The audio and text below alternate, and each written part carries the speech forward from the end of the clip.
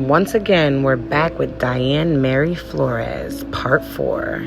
Just a recap, John had went around the block and seen the baddest bitch he ever saw. When he finally got the balls to stop, he pulled up on this girl named Kaya. He didn't introduce himself as John, he introduced himself as Macho. Macho met Kaya in October 2020. At the time, Kaya was married, but she was going through a separation with her husband. At the same time, John was going through a separation with Diane as he was driving around homeless trying to figure out what he was gonna do when he found Kaya. In fact, John would pull up to Kaya's house every single night, homeless and sleeping in his truck. Kaya would actually sit with him in his truck until she got tired. Then she would go inside and go to sleep, while John would be sleeping in his truck in front of her house. She offered John to come in multiple times, but John would tell you this story about how he shot somebody on the corner of Arctic and Pembroke, and he said he could no longer sleep there because he would see the man's face, when in reality, he never shot anybody. This is just a fabricated story that he tells people. He also says he did 10 years, but that is a lie as well, as the only charges Macho has are when Diane called the cops on him.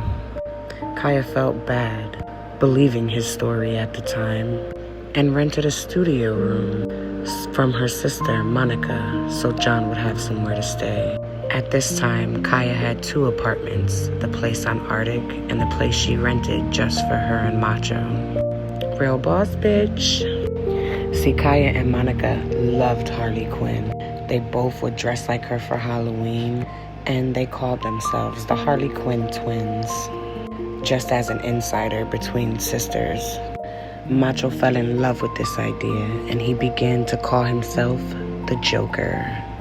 Kaya and Macho started getting serious at this point, so Macho felt like he had to tell her about his stalker baby mother, Diane Flores. Macho told Kaya how all Diane does is sit around all day and stalk everybody. She stalks her first baby father, Joel. She stalks her second baby father, Steve, and his girl, Natasha. He proceeds to tell Kaya that Diane even stalks Nani, Macho's first baby mother, and they're beefing as well. But see, their beef won't last for long, as Nani will start helping Diane stalk Macho and Kaya. Kaya continues to post pictures online with Macho's friends, Mimi, Nai, and Monica. Macho tells Kaya how bad of a stalker she really is, and tells Kaya you really don't want her to know who you are. Macho tells Kaya that Diane will never leave her alone if she finds out that she's messing with him. So Kaya posts pictures like this at first. So Kaya and Macho live with Monica for a couple months, and then Macho says he misses his little boy, that Diane refuses to let him see the baby or be a father as long as he is dating Kaya. Kaya doesn't like this. Kaya tells Macho to go back home to Diane if that's what he wants to do, as a boss bitch never chases anyone. And that's exactly what he did.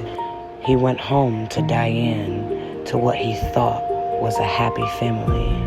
Kaya and her sister, of course, would continue to have fun without him, because Kaya didn't intend to break up any home. But John would text her every day, all day long. He would consistently blow her kisses, knowing she was trying to let him go, even messaging her in the middle of the night. So I guess his happy family wasn't so happy. Diane picked up on this, and they started fighting as usual. And Diane's back at it. We all know what that means. Diane called the cops after she started a physical altercation with Macho, and then she kicked him out once again. John went straight to Kaya and Monica, and he was so upset about Diane calling the cops on him, he threw himself on the floor and started crying in the kitchen that the fall broke his wrist. But he threw himself on the floor, being dramatic because Diane called the cops on him once again. He stated she also threw his clothes out all over the yard. So Kaya goes over there to collect all his clothes, hoping that Diane would come outside. But Kaya knocked on the door and supposedly they told her Diane was sleeping.